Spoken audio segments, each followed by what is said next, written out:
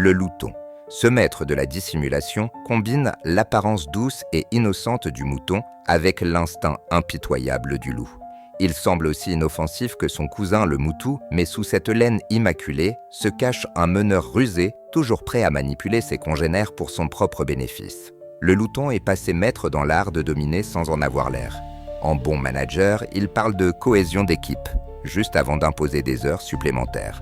Avec son allure douce, il instaure un climat de confiance avant d'imposer ses propres règles, toujours à son avantage.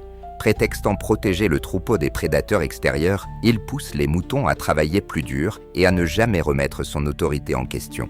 Pendant ce temps, il s'assure toujours de brouter les meilleurs pâturages et de s'installer à l'ombre, tout en expliquant que c'est pour mieux surveiller les prédateurs. Une excuse qui ferait presque passer le renard dans le poulailler pour un stagiaire en observation.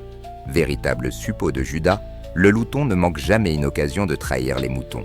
Aveuglé par son charisme, les autres membres du troupeau suivent docilement ses ordres sans jamais remarquer ses crocs qui dépassent légèrement lorsqu'il sourit. Pourtant, il n'est jamais totalement à l'aise, toujours tiraillé entre l'envie de brouter un gazon frais et croquer violemment dans le gigot juteux de son voisin.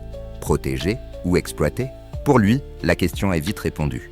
Le louton prétend protéger son groupe des dangers extérieurs, mais dans les faits, il agit souvent comme un loup. Il tond avant de mordre, histoire de maximiser ses gains.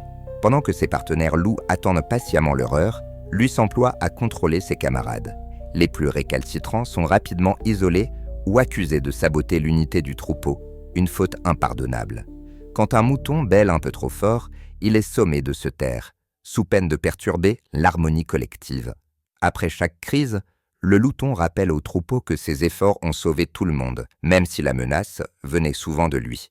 Il se félicite d'avoir repoussé le danger, mais en réalité, il invite discrètement ses frères loutons à festoyer dans l'enclos.